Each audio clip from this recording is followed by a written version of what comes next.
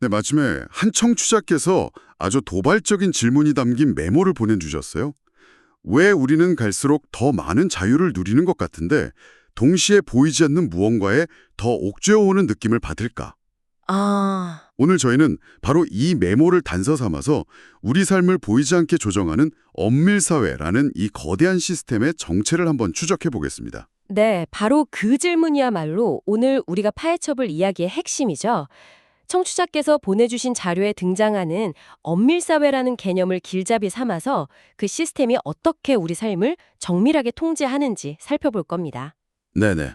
표준, 기록, 집행이라는 세 개의 거대한 기둥이 있고요. 또 그 심장부에서 뛰고 있는 등가 원리라는 엔진까지 분석해 볼 거고요. 흥미롭네요. 그리고 이 숨막히는 시스템에 맞서는 의외의 저항군, 바로 문화의 역할에 대해서도 깊이 이야기 나눠보려고 합니다. 아마 오늘 이야기가 끝나고 나면 우리가 느끼는 소외감을 전혀 다른 시각으로 보게 되실 겁니다. 좋습니다. 그럼 그 거대한 시스템의 설계도부터 한번 들여다보죠. 이 메모의 저자는 현대 사회가 점점 더 엄격해지고 있다고 진단하면서 그 기반에 표준, 기록, 집행 이 세 가지 장치가 있다고 지적하는데요. 그렇죠. 그러니까 모든 것을 똑같은 사로 재고 이게 표준, 나중에 증거로 삼을 수 있게 남기고 이게 기록, 그리고 그 기준을 어기면 가차없이 처벌하는 집행. 이렇게 정리해 볼 수 있겠네요. 정확합니다. 그리고 그 세 기둥을 수직으로 관통하는 가장 중요한 원리, 바로 등가 원리입니다. 등가 원리. 네, 쉽게 말해 무언가를 다른 무언가와 동등한 가치로 맞바꾸는 원리죠. 나의 1시간 노동을 10,000원짜리 지폐로 바꾸고 내가 저지른 잘못의 무게를 벌금이나 징역이라는 형벌로 바꾸는 것처럼요. 그런데 여기서 이 메모가 던지는 정말 날카로운 통찰은 이 등가 원리가 단순히 수치화가 가능하다는 사실을 설명하는 데 그치지 않는다는 점이에요. 잠깐만요. 수치화가 가능하다는 차원을 넘어선다는 건 무슨 뜻이죠? 저는 사실 좀 회의적인데 예를 들어 예술 작품이 주는 감동이나 부모님의 사랑 같은 걸 어떻게 돈으로 환산하겠어요? 시스템이 그걸 강제한다고 해도 사람들은 마음속으로 이건 아니라고 저항하지 않을까요? 바로 그 지점입니다. 저항이 생긴다는 것 자체가 강제력이 작용하고 있다는 증거죠. 아, 이 메모의 주장은 현대사회의 등가 원리가 수치화할 수 없는 것들마저도 억지로 교환의 테이블 위에 올려놓도록 강제한다는 겁니다. 억지로. 네. 생명, 사랑, 창의성, 예술적 영감 이런 것들은 본질적으로 등가 교환이 불가능하죠. 하지만 시스템은 기어코 보험금으로 생명의 값을 매기고 예술품 경매로 영감의 가치를 정하고 심지어 데이트 비용으로 사랑의 크기를 가늠하게 만들잖아요. 그렇죠. 완벽하지 않더라도 심지어 부조리 하더라도 어떻게든 수치로 바꿔서 교환 가능한 대상으로 만들어버리는 강력한 힘. 그것이 바로 엄밀 사회를 움직이는 엔진의 실체라는 겁니다. 아, 강제력이라는 말이 이제야 피부로 와닿네요. 원래는 교환할 수 없는 고유한 가치들을 시스템이 억지로 상품 진열대에 올려놓는 그런 그림이 그려집니다. 맞아요. 그렇다면 이 강력한 등가 원리가 사회 전체의 기본 운영체제가 된다면 경제는 어떤 방향으로 흘러가게 될까요? 메모에서는 가치의 중심이 생산에서 투자의 효율성으로 옮겨간다고 분석하더군요. 네, 경제의 무게중심이 완전히 이동하는 겁니다. 과거 산업시대에는 공장에서 무언가를 열심히 만들어내는 생산, 그 자체가 부와 가치의 원천이었잖아요. 네, 그렇죠. 하지만 이제는 얼마나 효율적으로 미래의 가치를 예측하고 선점해서 돈을 불릴 수 있는가, 즉 투자의 효율성이 경제의 핵심이 됩니다. 이 과정에서 경제활동의 주체도 개인이나 기업에서 기관 투자자나 국가 같은 거대한 집합체로 추성화되는 거고요. 우리의 욕망도 마찬가지라고요? 네, 욕망도 마찬가지예요. 내가 배고파서 빵을 원한다는 구체적인 욕망이 아니라 시장이 유망하다고 하니 이 주식을 원한다. 뭐랄까 추상적인 욕망으로 바뀌는 거죠. 경제 주체와 욕망이 모두 추상화된다니 정말 흥미로운 관점이네요. 이 메모에서 소비와 투자를 설명하는 비유가 정말 기가 막히던데요. 아, 그 비유요? 소비는 상수의 돈을 쓰는 것이고 투자는 미분값의 돈을 쓰는 것이다. 이 비유는 어떻게 해석해야 할까요? 정말 번뜩이는 표현인데 조금 더 깊이 이해하고 싶습니다. 굉장히 날카로운 비유죠. 수학에서 상수는 지금 이 순간에 변하지 않는 확정된 값이잖아요. 네, 반면 미분값은 그 순간의 변화율, 즉 앞으로 어떻게 변해갈지에 대한 방향성과 속도를 의미합니다. 이걸 대입해보면 소비는 지금 내 눈앞에 있는 커피 한 잔, 영화 한 편처럼 현재 확정된 가치를 누리는 행위인 거죠. 그렇군요. 이 비유는 현대 자본주의가 현재의 안정된 가치보다 미래의 불확실한 변화 가능성에 훨씬 더 큰 돈과 의미를 부여하는 시대로 완전히 넘어왔음을 명확하게 보여주는 겁니다. 이렇게 모든 것을 수치화하고 통제하려는 엄밀사회가 있다면 사회 전체가 똑같이 빡빡하게 돌아갈 것 같은데요. 마치 잠수함 안의 공기 압력이 어디나 똑같은 것처럼요. 네, 그렇게 생각하기 쉽죠. 그런데 이 메모는 엄밀성의 농도가 사회 전체에 균일하지 않다고 말합니다. 이건 또 무슨 의미일까요? 여기서부터 논의가 한 단계 더 깊어집니다. 엄밀성이란 단일한 압력값이 아니라 사회의 여러 영역에서 각기 다른 수치로 존재하는 벡터와 같다는 거죠. 잠깐만요. 엄밀성의 농도가 벡터 같다는 비유가 흥미롭긴 한데 좀 더 구체적으로 설명해 주실 수 있을까요? 예를 들면 지역마다 법의 효력이 다른 것과 비슷한 건가요? 오, 정확합니다.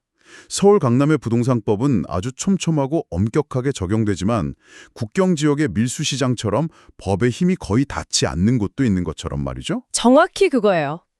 아주 훌륭한 예시입니다. 강남 부동산 시장처럼 법과 제도가 촘촘하게 적용돼서 엄밀성의 농도가 아주 짙은 공간이 있는가 하면 말씀하신 밀수시장이나 도시의 슬럼 혹은 인터넷의 익명 공간처럼 그 영향력이 희미하고 옅은 공간도 공존한다는 겁니다. 그리고 이 메모의 분석에 따르면 바로 그 엄밀성의 농도가 옅은 공간, 즉 시스템의 힘이 온전히 미치지 못하는 틈새에서 지하경제, 하위문화, 노숙자, 심지어는 사회적 규범에서 벗어난 조현병 같은 현상들이 나타난다고 보는 겁니다. 와, 그러니까 주류 사회가 단순히 비정상 혹은 부적응이라고 딱지를 붙여버리는 현상들을 시스템의 엄격함이 닿지 않는 공간에서 발생하는 필연적인 결과물로 재해석하는 거군요. 맞습니다. 갑자기 이 메모에 있던 아침에 눈을 뜨면 의식이 사회가 만든 프로토콜을 부팅시킨다는 문장이 섬뜩하게 다가오네요. 제가 지금 방송을 위해 마이크 앞에 앉아있는 이 행동조차도 하하. 사회가 정해놓은 프로토콜을 충실히 따르고 있는 것처럼 느껴져서 순간 소름이 돋았습니다. 만약 이 프로토콜이 사회 전체를 완벽하게 장악해서 엄밀성의 농도가 극한까지 치솟으면 어떻게 될까요? 메모에서는 그 끝에 전시사회가 있다고 경고합니다. 맞습니다. 전쟁은 엄밀성의 논리가 극간에 도달한 최악의 상태입니다. 평화로운 시기에는 인간의 생명은 무엇과도 바꿀 수 없다는 절대적인 금기가 존재하죠. 그럼요. 하지만 전쟁이 시작되면 이 금기마저 등가교환의 테이블 위에 올라갑니다. 아군 한 명의 희생으로 적의 중요 거점을 파괴한다는 식의 전략적 판단이 아무렇지 않게 내려지죠. 한 명의 군인의 죽음이 다른 전략적 가치와 교환 가능한 수치로 전락하는 겁니다. 이 메모는 엄밀사회의 논리가 끝까지 관철되면 결국 모든 가치가 수치화되어 교환 가능한 전시사회가 될 수밖에 없으며 우리가 지금 그 방향으로 조금씩 나아가고 있는 건지 심각하게 우려하고 있는 겁니다. 모든 것이 교환 가능한 전시사회라니 정말 극단적인 그림이네요. 그런데 이 시스템이 그렇게 완벽하다면 왜 우리 사회에는 여전히 슬럼이나 하위문화처럼 시스템에서 벗어난 것들이 존재할까요? 네, 좋은 질문이에요. 이 질문을 따라가다 보면 메모에서 지적하는 의외의 대항마, 바로 문화와 만나게 됩니다. 이 숨막히는 시스템에 문화가 어떻게 저항한다는 걸까요? 문화의 작동 방식을 들여다보면 그 답이 보입니다. 엄밀사회가 법, 제도, 계약 같은 외부에서 강제되는 규칙으로 움직인다면 문화는 정반대로 인간 내부의 에너지에서 출발하거든요. 내부의 에너지요? 네, 이 메모에서는 프로이트의 개념을 빌려 그 에너지를 리비도라고 부릅니다. 성적 욕망을 넘어 삶의 근원적인 에너지, 무언가를 갈망하고 창조하려는 욕망 전체를 뜻하죠. 이걸 이렇게 생각해 보시면 쉬워요. 배가 고프다는 건 순수한 욕망, 즉 리비도입니다. 이걸 사회적인 규칙, 예를 들어 숟가락과 젓가락을 사용해 밥을 먹는다라는 오랜 약속, 이게 상징 스키마거든요. 이걸 통해 표현하면 그 결과물로 식사 예절이라는 하나의 문화, 즉 상징 체계가 탄생하는 겁니다. 이제야 명확해지네요. 핵심은 누가 시켜서가 아니라 우리 안에서 자연스럽게 만들어진 질서라는 거군요. 바로 그겁니다. 외부에서 주입된 엄격함이냐, 내부에서 자발적으로 우러나온 질서냐, 이 근본적인 차이 때문에 문화는 본질적으로 엄밀 사회와 끊임없이 줄다리기를 하는 관계에 놓일 수밖에 없다는 거군요. 바로 그거죠. 줄다리기라는 표현이 딱 맞네요. 인간의 가장 깊은 곳에서 우러나오는 자발성은 통제하기 어렵지만 동시에 가장 강력한 힘을 가지고 있습니다. 네네. 그러니 권력, 즉 엄밀 사회를 유지하려는 힘의 입장에서 이 문화라는 변수는 눈엣 가시인 동시에 너무나 탐나는 에너지원인 셈이죠. 그래서 문화는 거대한 전쟁터가 됩니다. 전쟁터요? 네. 권력은 인간의 자발성을 포획하기 위해 문화를 길들이고 포섭하려 듭니다. 네. 그 완충장치라는 표현이 재밌네요. 그런데 그게 항상 성공하는 것 같지는 않아요. 예를 들어 1970년대 펑크록처럼 상업화되기를 거부하고 시스템 자체를 조롱하고 파괴하려 했던 문화도 있잖아요. 물론이죠. 그런 강력한 저항은 어떻게 설명할 수 있을까요? 아주 중요한 지적입니다. 그것이 바로 문화라는 전쟁터에서 벌어지는 치열한 전투의 모습이죠. 권력은 문화를 리비도와 권력 시스템 사이의 완충장치로 이용하려고 합니다. 아, 인간의 날 것 그대로의 욕망이 시스템에 직접 부딪히면 체제가 불안정해지니까요. 그래서 문화를 통해 그 욕망을 안전하게 관리하고 심지어 돈벌이 수단으로 만들려고 하죠.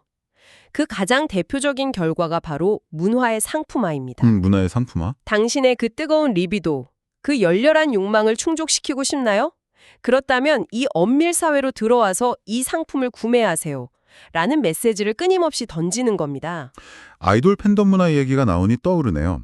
제 조카가 어떤 그룹에 완전히 빠져서 앨범을 수십 장씩 사거든요. 네네. 요즘 그렇죠. 그 그룹을 향한 열정, 즉 리비도는 분명 진짜 감정인데 그게 팬사인회 응모 횟수나 음반 판매량 순이라는 아주 엄밀한 시스템 안에서만 발현되는 걸 보면 이게 바로 그 리비도의 소외인가 싶더라고요. 바로 그런 현상들입니다.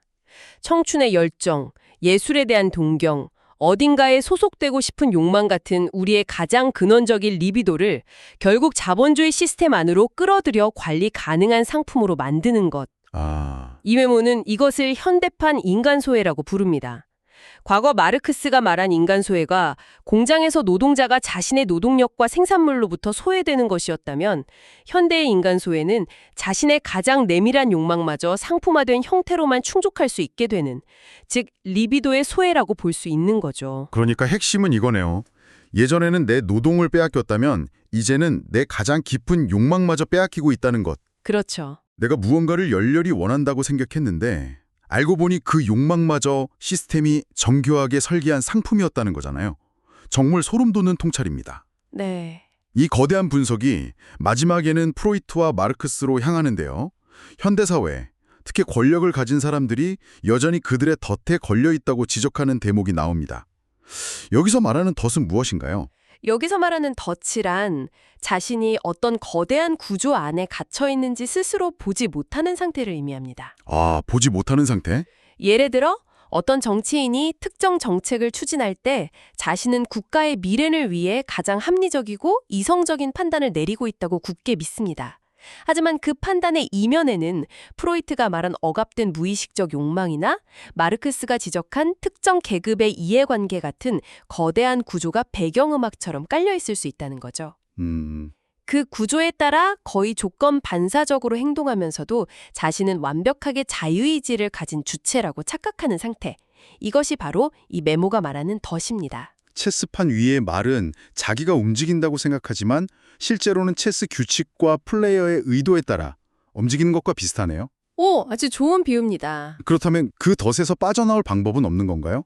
이 메모는 그 방법으로 상승하는 이성의 필요성을 역설합니다.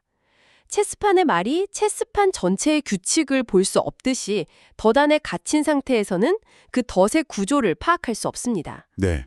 한 단계 위에서, 즉 체스판 밖에서 선수들의 시선으로 자신과 자신이 속한 구조 전체를 조망할 수 있는 능력, 그것이 바로 상승하는 이성입니다. 아하. 이 메모의 날카로운 지적은 오늘날 많은 권력자들이 이런 상층의 규칙을 보지 못하고 프로이트적이거나 마르크스적인 조건 반사에 갇힌 채 비합리적인 결정을 내리는 경우가 너무나 많다는 겁니다. 이 관점을 적용하면 트럼프의 이민 정책 같은 현실 정체도 전혀 다르게 분석해 볼 수 있겠군요. 맞습니다. 단순히 그 정책에 찬성하거나 반대하는 것을 넘어 왜 저런 극단적인 정책이 등장했고 왜 수많은 사람들이 거기에 열광하는가? 라는 근본적인 질문을 던지는 거죠. 바로 그거죠. 그 정책을 추동하는 더 깊은 구조적, 심리적 동인을 파악하려는 시도. 단순히 현상을 보는 게 아니라 현상 이면의 작동 원리를 보려는 노력. 그것이야말로 상승하는 이성의 시작일 수 있겠습니다. 오늘은 모든 것을 수치화하려는 엄밀 사회의 냉정한 논리부터 그 시스템의 틈새에서 피어나는 비주류의 현상들, 그리고 인간의 자발성에 담긴 문화가 어떻게 권력의 치열한 전쟁터가 되는지까지 숨가쁘게 살펴봤습니다. 이 모든 논의를 관통하는 것은 결국 외부에서 강제되는 시스템과 내부에서 끓어오르는 욕망 사이의 끊임없는 긴장관계입니다. 네, 이 거대한 줄다리기는 세계 경제 무대에서 벌어지기도 하고 매일 아침 사회가 만든 프로토콜을 부팅하는 우리 각자의 의식 속에서 벌어지기도 합니다. 청취자께서 공유해 주신 메모는 마지막에 상승하는 이성의 필요성을 이야기하며 끝을 맺습니다. 그래서 마지막으로 이런 질문을 던져드리고 싶습니다. 당신의 삶과 일, 그리고 관계 속에서 배경음악처럼 너무나 당연하게 작동하고 있는 보이지 않는 프로토콜은 무엇인가요? 그리고 그 구조를 한 단계 위에서 조망하기 위해 우리에게 필요한 상승하는 이성은 과연 어떤 모습이어야 할까요?